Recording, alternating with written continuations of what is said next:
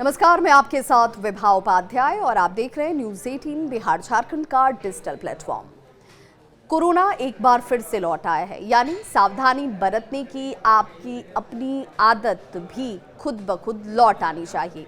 ये सिर्फ आपके लिए नहीं, हम सब के लिए ज़रूरी है। सावधानी ही सबसे बड़ा बचाव है।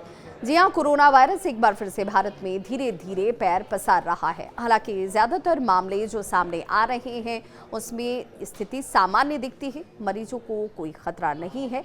लेकिन 5 साल पहले कोरोना वायरस के शुरुआती दौर में जिस तरीके से लोगों ने परेशानी का सामना किया, उसके बाद लोगों की दिनचर्या का एक हिस्सा बन चुका था सावधानी, स्वच्छता और कहीं ना कहीं सुरक्षित माहौल में अपने आप को रखना। एक बार फिर से उसी व्यवस्था को आपको फिर से अपनाना है।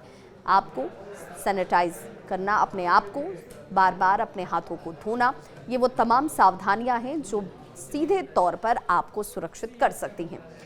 देश में कोरोना वायरस के मामलों की अगर संख्या की बात करें तो वो इस वक्त 1047 तक पहुंच चुके हैं और सबसे ज़्यादा अगर इस वक्त इसके मामले कहीं दर्ज हो रहे हैं तो एक बार फिर से ये एक्टिव केसेस सबसे ज़्यादा केरल में है और ये संख्या 430 पहुंच चुकी है। महाराष्ट्र में ये संख्या 208 की है, दिल्ली में 104 और गुजरात में 83 केसेस दर्ज किए गए हैं। कर्नाटक के 80 केसों में सिर्फ 73 बेंगलुरु में ही है। महाराष्ट्र, राजस्थान, पश्चिम बंगाल, कर्नाटक, मध्य प्रदेश में कुल 11 मरीजों के अगर संख्या को जोड़ दिया जाए तो ये मौत का आंकड़ा पहुंच जाता है। इनमें से 9 की मौत एक हफ्ते के भीतर हुई है। कोरोना से सबसे ज्यादा 5 मौतें महाराष्ट्र में हुई हैं। ठाणे में सोमवार को एक महिला की जान गई। स्वास्थ्य एवं परिवार कल्याण मंत्रालय के मुताबिक पिछले एक हफ्ते में 787 नए मरीज भी सामने आ गए। Indian council of medical research, जिसे ICMR के नाम से आप जानते हैं, उनके डायरेक्टर डॉक्टर राजीव बहल ने यह भी कहा है कि अभी तक देश में 4 वेरिएंट जो हैं वो सामने आए हैं। इनमें LF.7, XFG, JN.1 और NB.181 वेरिएंट शामिल हैं। जयपुर में सोमवार को कोरोना के 2 मरीजों की मौत हो जाती है। महाराष्ट्र के ठाणे में एक कोरोना पॉजिटिव महिला इलाज के दौरान अपनी जान गंवा देती है। इससे पहले 17 मई को कर्नाटक के बेंगलुरु में 84 साल के बुजुर्ग की जान चली गई।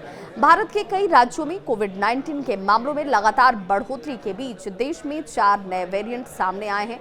ICMR के डायरेक्टर डॉक्टर राजीव बहल ने यह भी कहा है कि दक्षिण और पश्चिम भारत में जिन वेरिएंट की सीक्वेंसिंग की गई है, बाकी जगहों से नमूने लेकर सीक्वेंसिंग की जा रही है और नए वेरिएंट की जांच की जा रही है ताकि ये नया वेरिएंट कहां पाया जा रहा है, किस तरीके के एहतियात की ज़रूरत है, इस पर नज़र रखी जाए। मामले बहुत गंभीर नहीं हैं और लोगों को चिंता करने की ज़रूरत नहीं है, लेकिन सतर्क ज़रूर रहना है। वर्ल्ड हेल्थ ऑर्गेनाइजेशन WHO भी इसे लेकर चिंताजनक स्थिति नहीं माना है। हालांकि निगरानी में रखे गए वेरिएंट के रूप में कैटेगराइज अगर किया जाए तो चीन सहित एशिया के दूसरे देशों में कोविड के बढ़ते मामलों में यही वेरिएंट नजर आते हैं। जी हां, B.181 के A435S, V445H और T4781 जैसे स्पाइक प्रोटीन म्यूटेशंस अन्य वेरिएंट की तुलना में तेजी से फैलते हैं। इन पर कोविड के खिलाफ बनी इम्यूनिटी का भी असर नहीं होता है। भारत में कोविड का JN.1 वेरिएंट सबसे ज्यादा आम है। टेस्टिंग में आधे से ज्यादा जो सैंपल्स भेजे जा रहे हैं उनमें यही वेरिएंट दिखता है। ऐसे में अब आपको सावधानी किस तरीके की बरतनी है वो भी जान लीजिए। सावधानी ही सबसे बड़ा बचाव है, इसलिए सबसे पहले तो आपको अपने मन मस्तिष्क को इसके लिए ही तैयार करना है। भीड़ भाड़ वाली जगह पर जाने से परहेज करना है, हाथों को अच्छे से सैनिटाइज करना है और इस बात को ज़रूर सुनिश्चित करना है कि सावधानी बरतें, अच्छा खाएं, स्वस्थ रहें और इस कोरोना पर विजय पाएं।